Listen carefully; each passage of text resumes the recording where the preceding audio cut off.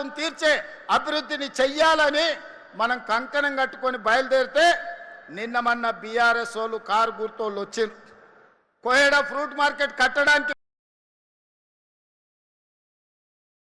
అంటారు, regional ring road నిర్మించడానికి వీల్లేదంటారు, regional ring రైలు అవసరం లేదంటారు, వరంగల్లో ఎయిర్పోర్టు అవసరం లేదంటారు, ఆదిలాబాద్లో ఎయిర్పోర్టు అక్కర్లేదంటారు, పాలమూరు రంగారెడ్డి ఎత్తిపోతల పథకాన్ని పూర్తి చేసి రంగారెడ్డి జిల్లా వరకు నీళ్లు తరలిస్తామంటే ఆ ప్రాజెక్టు కూడా తట్ట మట్టి తీయడానికి వీల్లేదంటారు.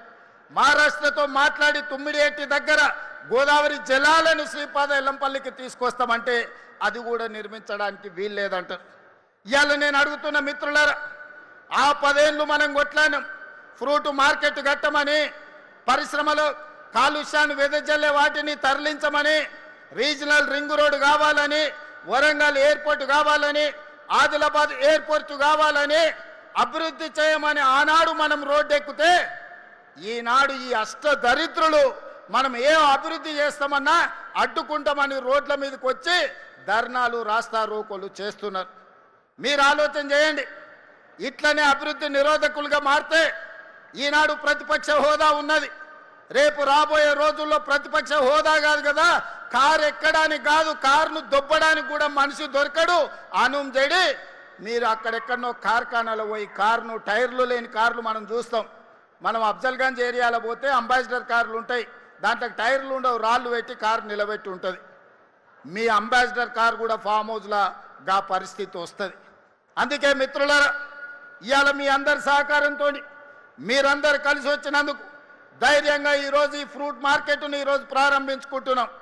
ఇంతకుముందే తుమ్మల నాగేశ్వరరావు గారికి సూచన చేసిన, ఇవాళ అక్కడ నీడ లేకుండా వాన వచ్చినా గాలి వచ్చినా ఎండకెండి వానకు దడిసి అక్కడ అమ్ముకుంటున్న కూరగాయలు కానీ రైతులు కానీ అక్కడ ఉండే మధ్యవర్తులు కానీ ఈరోజు ఎన్నో ఇబ్బందులు ఎదుర్కొంటున్నారు.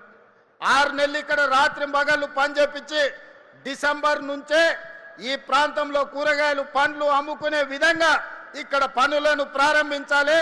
100% అభివృద్ధి 2 ఏళ్లలో పూర్తి చేయాలని నేను తుమ్మల నాగేశ్వరరావు గారికి సూచన చేసిన.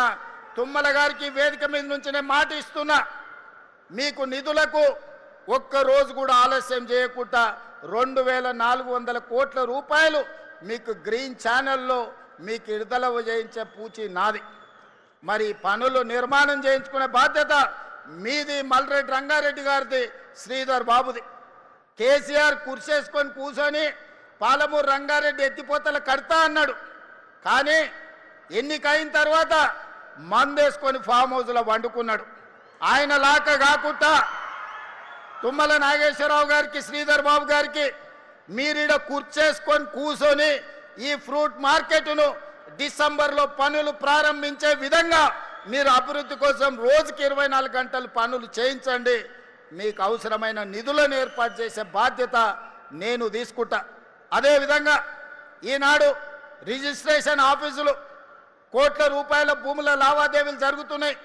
ఒక్కొక్క డాక్యుమెంట్కు 1 కోటి 2 కోట్లు ఈరోజు రిజిస్ట్రేషన్ ఛార్జెస్ కడుతున్నారు.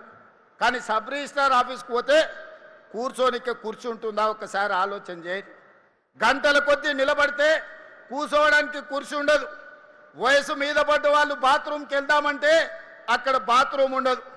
ఆకలి ఛాయ్నో బిస్కెట్టో తినాలంటే అక్కడ క్యాంటీన్ ఉండదు. ఎక్కడనో శ్మశానానికి పోయినట్టు లేకపోతే ఎడారిలో మనకు ఏ దిక్కులేని దగ్గరకు పోయినట్టు ఉంటుంది సబ్ రిజిస్ట్రార్ ఆఫీస్. నేను అడిగిన రెవెన్యూ మంత్రి శ్రీనివాసరెడ్డి గారిని, శ్రీనివాసరెడ్డి గారు ప్రతి సంవత్సరం నీకు రిజిస్ట్రేషన్ నుంచి 15-16 వేల కోట్ల రూపాయల ఆదాయాన్ని ఇస్తున్నారు. మరి ఇన్ని వేల కోట్ల రూపాయల ఆదాయం ఇచ్చే వాళ్ళు వస్తే కూర్చోవడానికి కుర్చీ లేదు, తాగడానికి ఛాయ్ లేదు, ఎక్కడ చూసినా నిలబడడానికి కూడా స్థలం లేని పరిస్థితి ఉన్నది. ఇది మంచిదా? కస్టమర్ ఈజ్ అవర్ గాడ్ అన్నారు. మరి అట్లాంటి వాళ్ళను మీరు ఇట్లా నిలబడితే మంచిదా అని అడిగిన. అందుకే ఆయన ఆలోచన చేసిండు. ఔటర్ రింగ్ రోడ్డు లోపల 39 సబ్ రిజిస్ట్రార్ కార్యాలయాలు ఉంటే వాటిని 12 క్లస్టర్స్గా బ్రహ్మాండంగా ఏసీ గదులతోని ఎక్కడికి వెళ్ళినా 5 స్టార్ హోటల్కి వెళ్తే ఎలాంటి వసతులు ఉంటాయో ఈరోజు రిజిస్ట్రేషన్ చేసుకోవడానికి వచ్చే వాళ్లకు అలాంటి వసతులతోని ఇవాళ ఇంటిగ్రేటెడ్ సబ్ రిజిస్ట్రార్ ఆఫీసులను డిజైన్ చేసి ఈరోజు ఆ కార్యక్రమం